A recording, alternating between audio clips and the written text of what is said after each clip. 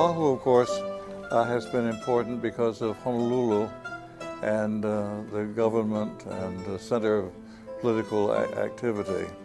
And on Oahu, you had very early Portuguese coming. We know of Antonio Ferreira, who helped build a stone house for King Kamehameha. Because of Honolulu's importance, I think it was kind of a center point. But the Portuguese of Oahu tended to spread out so that you have them going to places like Waialua on Oahu, where you have the plantation life dominant. But among the early whalers, you have Paiko, which interestingly enough was probably an anglicization of the word piku. He may have come from Piku, although there's some idea that he may have come from Fayal. But as you know, Fayal and Piku are so close to each other that one person might feel that he was from both islands rather than just one or the other. Fayal might be the place the ship left from, and Piku might be where his home was. There is a group of Pereiras that came on the Monarch to the islands in 1882, and they're known locally as Piku Pereiras or Pereira Picus. They use the two as their surname, the name of the island and the name of the family. Of course, it was the seat of the Roman Catholic Church. Our Lady of Peace was very early.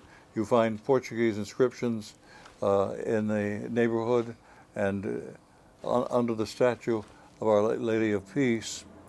And then in 1890, you had the establishment of the Protestant church in Honolulu, which was quite active and merged later with Central Union.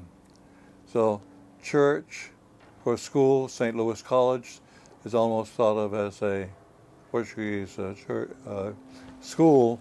It's not really a college in our sense. It's a college in the French sense. And later on, of course, it added Chaminade University to the St. Louis College campus. I think of sports.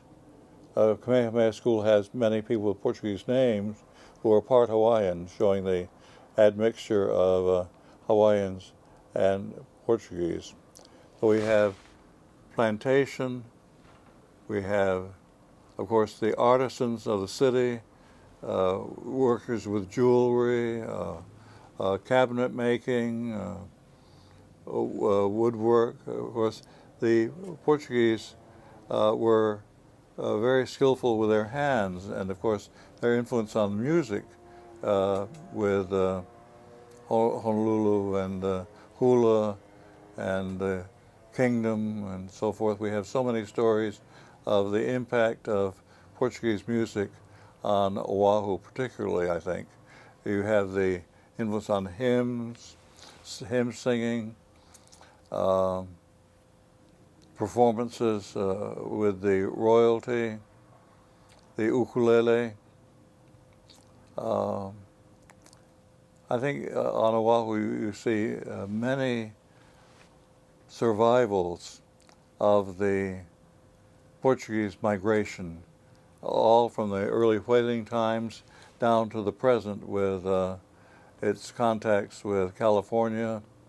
There was a period of time, of course, when some families, part of them would go to California, some would stay here.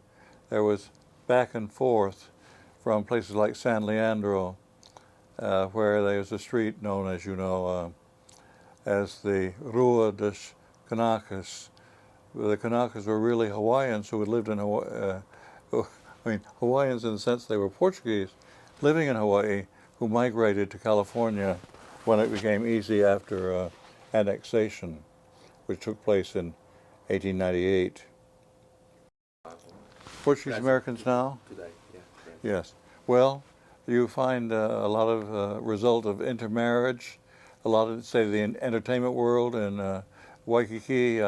Many performers will have Portuguese names, perhaps, and be singing in Hawaiian.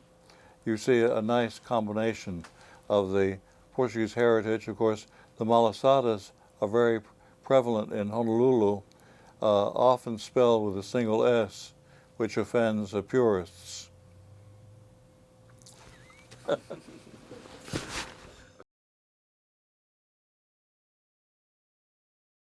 Okay, my name is Non DeMello. I'm fairly typical of most Portuguese living in Hawaii. I live in Kailua, Hawaii. My family came to Hawaii when it was still a sovereign nation under the Kingdom of Hawaii. They were brought over to work the sugarcane fields. They came from the Azores and Madeiras, and this was in the late 1880s, early 1890s. Growing up in Hawaii, you're not necessarily, especially my age group, you're not necessarily raised as Portuguese. You're raised as growing up in Hawaii, America, and you come with a Portuguese family. And sometimes it's not till later that you realize that your family acts this way because their families acted this way. And the little things that you do at Christmas time are not necessarily what everyone else does. You borrow from other families. So being of Portuguese descent in Hawaii is sort of a mixed bag. You don't really have a Portuguese culture. You have a very mixed culture. You have sushi on New Year's, a Japanese rice roll. You have Portuguese bean soup on Christmas. You have on Christmas morning you have the venedos and eggs and sweetbread. It's kind of traditional Portuguese type local breakfast. But it's not like you're raised Portuguese. And as you get older, especially with my situation, I bought a bake shop that was a Portuguese bake shop. And sort of as a way to add on to that, I wanted to add more Portuguese products. Well, that means investigating what that is. And you find out a lot of interesting foods. You find out a lot of interesting customs. You start talking to people that are a little bit more connected with a Portuguese culture. And suddenly some lights go on. You go, oh, that's why we do this. Or, oh, that's why custard is so popular down here. Just little things like that. And you still remain an American / Portuguese in Hawaii, but you get a little bit more filled out on the Portuguese side. You understand a little bit more where your family was coming from. Right now, my partner and I own Agnes's Portuguese Bake Shop. This was originally started by Agnes and Tommy Wright. It was sold to their son-in-law, Mel Tom, and then my partner Christian Sorley and I bought it about 15 years ago. We have, like I said, I think I've said before, we've tried to introduce more Portuguese products into the product line. It's sort of interesting. It was sort of a discovery for me when we first took over the shop that I really didn't realize there were that many Portuguese in Hawaii until they started coming into my shop. And then I found out, oh, we're all sort of like this. So you sort of get reconnected with more people that share your specific experience. The bake shop has grown a lot over the last 15 years. We've moved to a new location here. We try to keep the quality of the products the same. One of our best compliments that we can get is, oh, this is just like my Vovos. This is the way my Vovo used to make it. To us, that's perfect. That's like good. Of course, we always get the other side of, well, it's good. It's not the way my family made it, but it's good. So it's a lot of fun. It's a lot of work. We always hear about bakers in Portugal and the stone ovens and all this, and lots of times we're able to pass on this information. People come in and they want to small history or information about the Portuguese in Hawaii, or stone ovens and where can they find them, and we're able to pass that on or refer them over to the Hawaii State Council on Portuguese Heritage, where they can refer them or maybe send them out to see one or work with one. So that's gratifying. You know, you kind of become a resource center without even knowing it. All of a sudden, you have people calling you up. You know? One of the breads that have become most popular in Hawaii is Portuguese sweetbread. It is traditionally a round loaf, but most people in Hawaii will like the square loaf so they can cut it up to make toast or French toast. One of the more successful examples in the United States of the Portuguese sweetbread or pandus is made by King's, and they are located in California. They sell all over the United States the King's Hawaiian-style sweetbread. Serve as a way to show things cross over. Not only will we have the Portuguese sweetbread, but we'll do things like mix it with macadamia nuts, and this makes a sort of Hawaiian-style type of bread. Here at the bake shop, we make a variety of breads, not just Portuguese breads. We do a olive bread with Kalamata olives. We'll try to do crossbreeds. For example, a broa bread with jalapenos in it. So you end up with what you call poi dogs. And in Hawaii, poi dog means a mutt. Basically a crossbreed. Nice, good, general, loyal type of thing, but so it's not quite as simple as it would seem. And some of the sausages we sell here at the shop would be a blood sausage, what's called a morcella. This is a very traditional type of Portuguese sausage. It's made with hog's blood, green onions, other spices. It's definitely an acquired taste. It's a little bit on the liverish side. You get a little bit of a liver flavor, but it's real good with eggs and rice and things of that sort. What most people will associate with Portuguese in Hawaii would be the linguiça. This is a commercial variety. Usually don't have them this big and this long. They're usually in links, or they're in smaller versions of this type of style. And we'll use this for eating with as a breakfast meat, or in sandwiches, or to put in soups and other foods. My name is Lesley Nunes. I'm from California, Hawaii. I was born in California, but we moved here when I was just a few years old. And I am the fourth generation of Portuguese descendants from Madeira, Portugal. My great-grandfather is Manuel Nunes. Manuel Nunes was born in Funchal, Madeira. And this was in 1879 that he decided to leave to come to Portugal. And at the time in Madeira, there was a great blight. And so the economic conditions in Madeira weren't too good. So he and his two brothers decided to find better opportunities, because Dr. Hillenbrand had come to Madeira to talk to the Portuguese there and letting them know about the opportunity in Hawaii. In Hawaii, we could grow sugarcane and pineapples, similar to what they did in Madeira.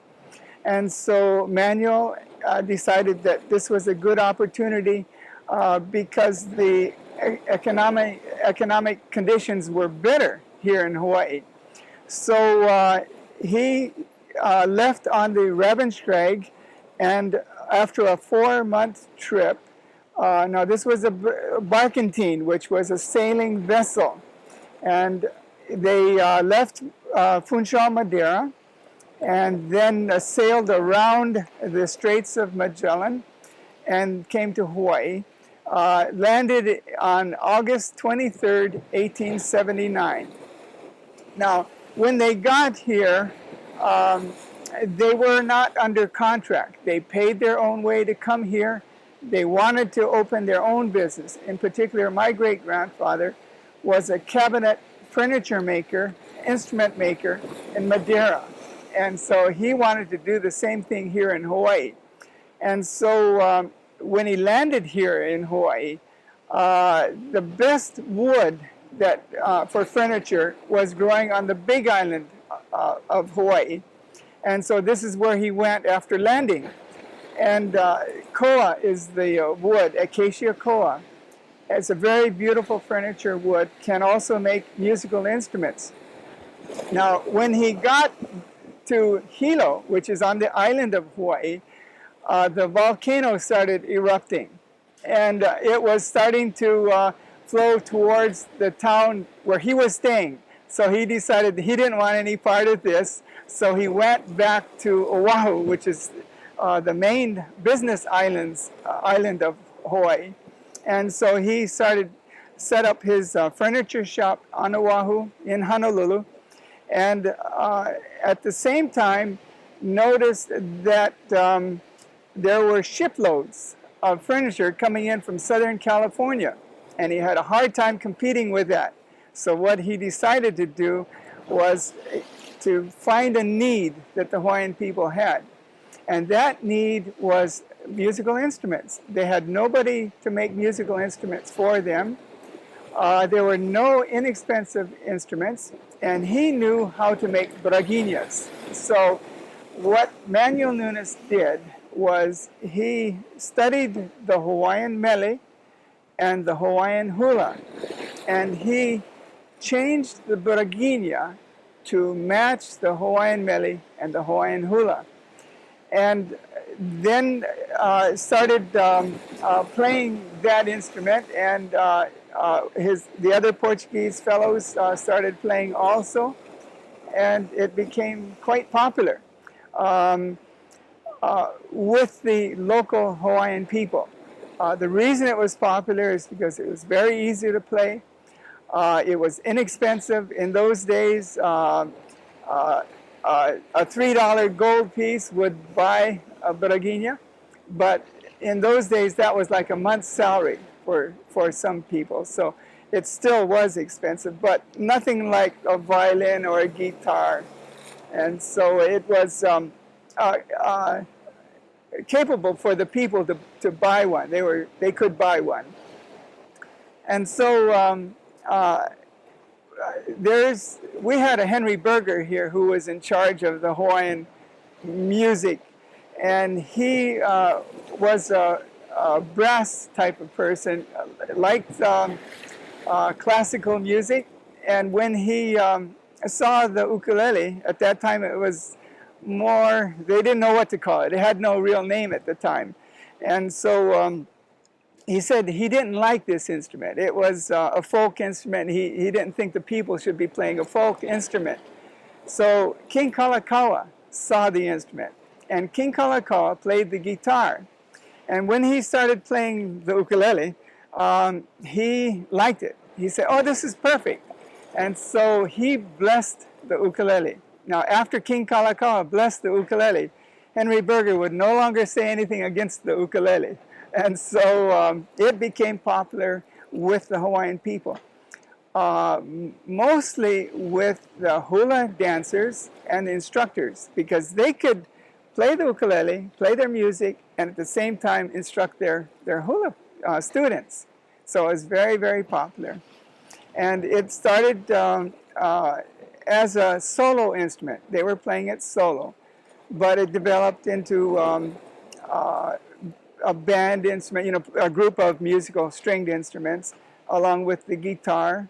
And developed later on, they developed the steel guitar, which also became an icon for Hawaiian music. The ukulele is the premier icon for Hawaiian music. It's known around the world. And then the steel guitar matched quite well with it. And there were string bands that went all over the world, really, playing Hawaiian music with those three instruments. After Manuel Nunes saw that the ukulele had become popular, he opened his factory to make ukuleles more than the furniture because of the competition that he had against Southern California. Now, the ukulele started selling very well. Now, along with the ukulele, he started making what he called the taro patch fiddle. Now, the taro patch fiddle, the basis of that comes from the Portuguese rojão. And the rojão is larger instrument than the baraguinha with 5 strings.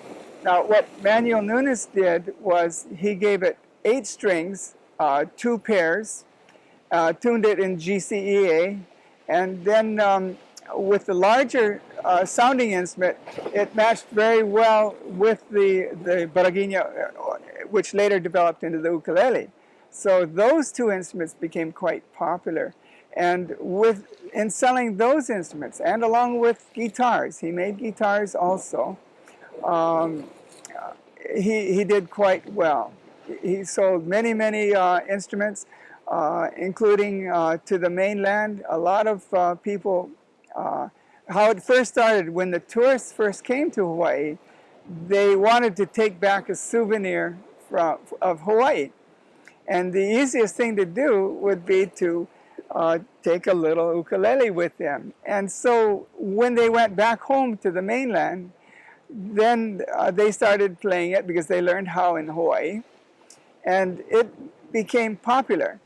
And so some of the bigger instrument makers in the mainland wanted to make ukuleles also. And so C.F. Martin, Gibson, Harmony, there's quite a few of them that started making the ukulele. When Manuel Nunes saw how popular the instruments were, and in trying to keep up with the demand for the ukulele, he needed help. And at the time, his sons were still young. Now, Augusto Diaz and Jose do Espírito Santo had just finished their contracts with the Hawaiian sugar planters. And they were friends of Manuel Nunes, who came over from Madeira with him. They lived in Funchal along with Manuel Nunes. And he hired them to help him make ukuleles. Now, after a little while, both Diaz and Santo went on their own, under their own name, and started making ukuleles. Now, in the meantime, Manuel Nunes' sons had grown older and started to help him. So we had soon the Nunes and Sons ukulele factory. And he taught his sons how to make. One of his sons went to California to make ukuleles there. The other son, which was my grandfather, stayed in Honolulu and acted as the supervisor of the factory and continued on until the 1820s, making ukuleles there. Now, for a school, Manuel didn't develop a school. He would just teach people. Now, matter of fact, Sam Kamaka, who is one of the biggest and best ukulele makers here in Hawaii today, his father learned how to make ukuleles from my great-grandfather, Manuel Nunes. And he worked, Sam Kamaka Sr. worked for my grandfather, learning how to make ukuleles. And then soon he went on his own making the ukulele. When Manuel Nunes made ukuleles, on his label, he put the inventor of the ukulele in 1879. He said himself that he was the inventor. And I've heard other people say that, another man, one of the other 2 makers was the inventor of the ukulele. But that was a statement by his children, and not really knowledgeable in of what happened. I was very fortunate in knowing how the history of the Nunes ukulele, in that my grandfather lived to 92, and I was able to talk to him. As a matter of fact, he got me my first Nunes ukulele. That was 40 years ago. And I started talking to him when he was in his 70s. And as time went by, I would record his conversations and then come back home. He lived in Visalia, California, with my uncle, Lesley Nunes. And he would tell me the story of the ukulele and the story of my great-grandfather. And then I would come back again later with more questions and ask him. And this went on for a number of years until he was 92 years old. He passed away at 92. And he passed away in 1978, 1 year short of our centennial celebration.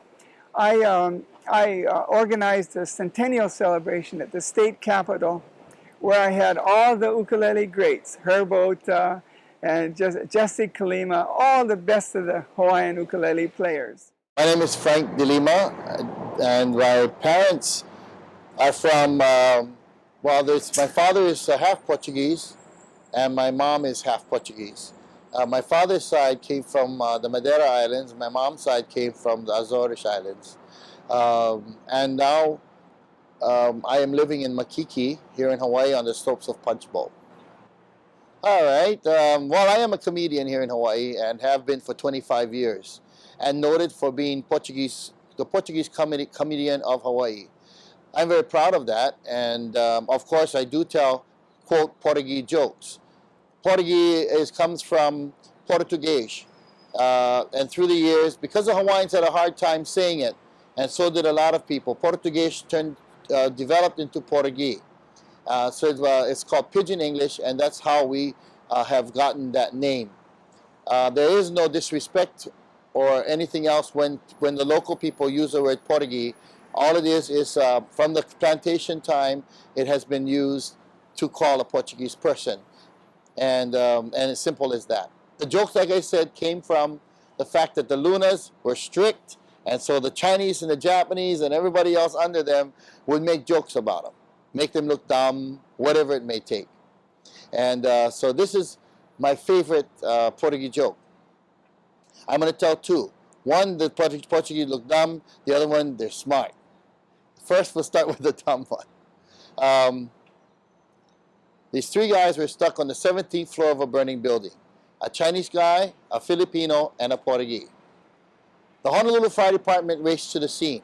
Oh, got to the scene, all the firemen were pure blood, big Hawaiians. They stepped off the fire truck. The truck went up 3 feet. They pulled out this big round net. They're holding a net. Chinese guy on the 17th floor yelling for help. Help, help, fighty, lie, help, help. Hawaiians, come on, Chinese man, jump. Chinese man jumped, but before he hit the net, the Hawaiians pulled the net away. Still holding the net now. Filipino guy is yelling for help. Help, do you not hear me, help. Hawaiians, come on, Filipino man, jump. Filipino man jumped, but before he hit the net, the Hawaiians pulled the net away. Filipino man, back on the ground. Still holding the net. Portuguese guy, 17th floor, yelling for help. Help! Help! Can't you hear me? Help! Hawaiians, come on, Portuguese man, jump! Portuguese man make big body. He look over the railing. He yells back, no way. I saw what you did to the other two guys. No way you're going to pull the net away from me. Put the net down on the ground. That makes the Portuguese look stupid, all right? Now, the Portuguese wins in the end. These three football players for the University of Hawaii. One, Portuguese. His name is Manuel. Second guy is Hawaiian. His name is Moki. Third guy is Japanese. His name is Masa.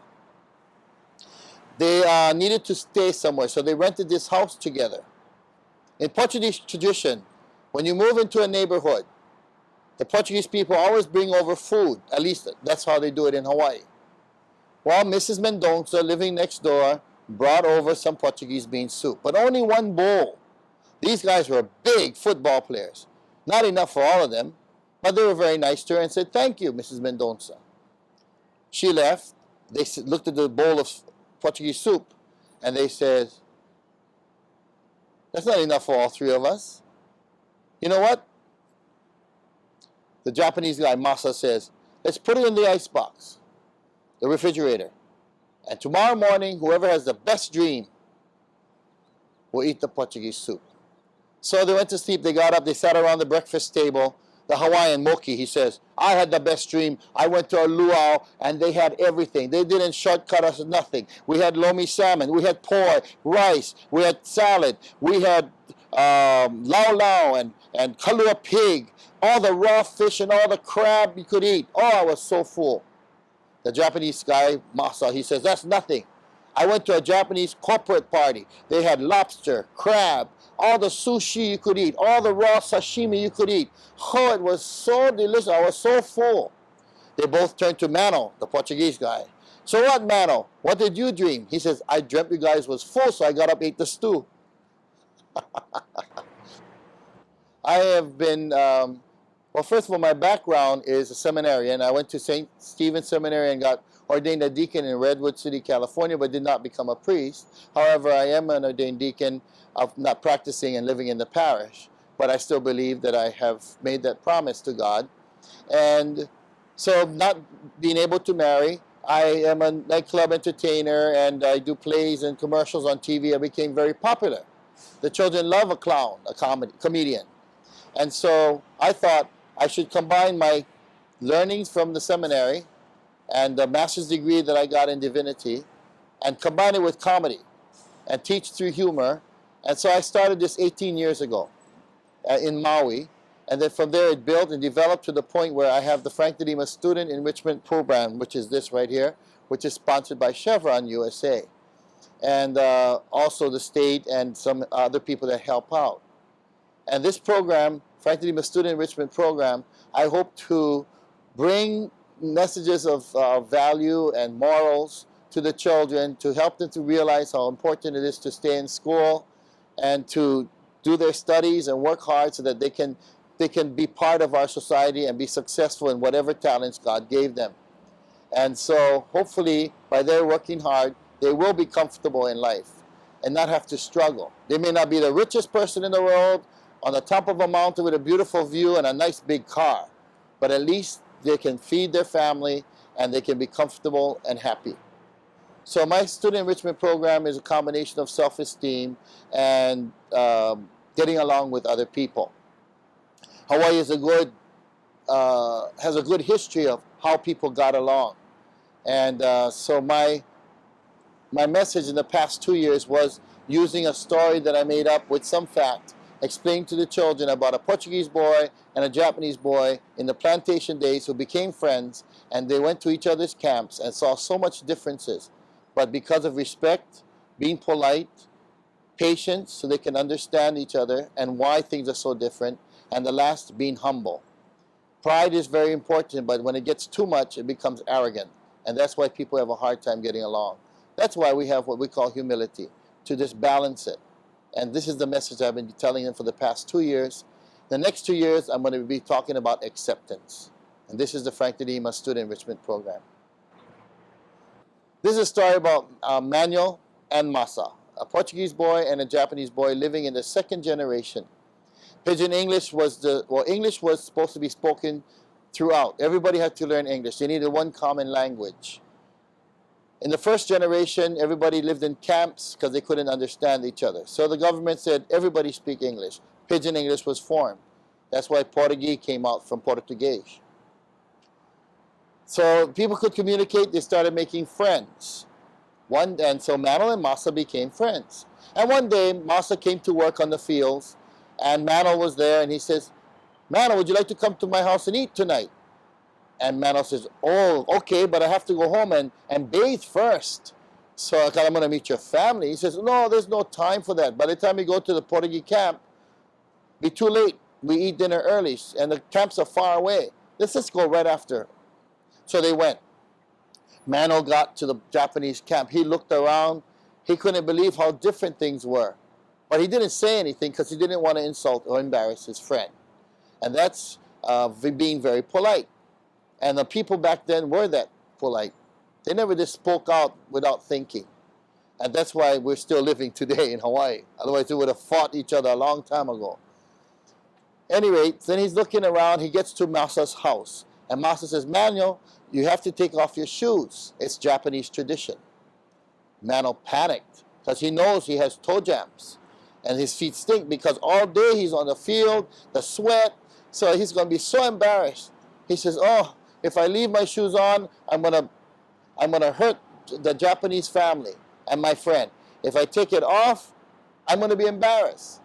But then he thought, my friendship with Masa is stronger than the smell of my stink feet. So he took off his shoes and went in the house and hoped for the best. And he got in the house, nobody said anything because he knew they worked hard all day. And they bowed. Mano was so, he couldn't believe it that they were bowing to him, because in Europe, only kings and queens, princes and princesses have their bow. But the Japanese family bowed to Mano. He felt so good. And then Masa says, let's eat. Mano looks around and says, there's no tables and chairs. Well, in Japanese style, the tables are way down on the ground, very low, with cushions around it called zabuton. But Mano didn't know that. He's looking around, but he didn't say, oh, because he thought maybe they were poor and they couldn't afford it. Didn't say anything. He just waited. He had patience. Maybe Masa will explain. And luckily he kept his mouth quiet, otherwise he would have put his foot in his mouth. So Masa says, Mano, by the way, we don't have tables and chairs like the Portuguese. Ours is low on the floor and there's cushions around it. And it's in the next room. So they went into the next room. They sat down, crossed their feet, and Manuel smelled something so stink. He thought, oh, my feet must be. I can't believe they didn't say anything. Wasn't his feet. Was the vegetables, takuang, which is pickled radish the Japanese keep in jars for years. Smells horrible. To them it smelled all right, but Mano, first time he smelled it. So luckily he didn't say anything though. Oh, something stinks. He just kept to himself. Masa leans over and says, you smell something stink, Mano? Mano says, yes, I told you I wanted to go and bathe first. Don't worry, it's not your feet. It's that vegetable on the plate. Try some. Masa is there waiting, and Mano says, you try it first. I think it's rotten. And Mano says, no. And the Masa says, no, it's not rotten. We eat that. It's delicious. And he ate it. He loved it. They took home to his family. The Portuguese loved it. They shared it with their friends in all the other camps. That's why today, takuang is in every plate lunch in Hawaii. And every bento, thanks to the Portuguese. They spread the word. After dinner, they went into the living room, and Masa says, okay, now I want to entertain you. So Manuel sits there, and Masa starts singing in Japanese style. Poor Manuel. He'd never seen that before. He's probably thinking to himself, oh my God, I ate the same food as Masa. I hope I don't get the same stomach ache. Later on through the years, they probably exchanged their first impressions of each other's differences. They laughed about it. And that's how our sense of humor developed in Hawaii. People learned how to laugh at the idiosyncrasies and differences in a light way. But they had to become friends first. They just didn't blast out and say it was funny right away. And I think, but that is a good story and a good philosophy for the world, that, you know, have patience, learn about others first, and then when you've become friends or you get to know each other better, then you can joke about your first experiences with each other and laugh together. Laughing at is wrong. Laughing with is very important. And that way people can take life more lightly and get on with the more important things that have to be solved in our society.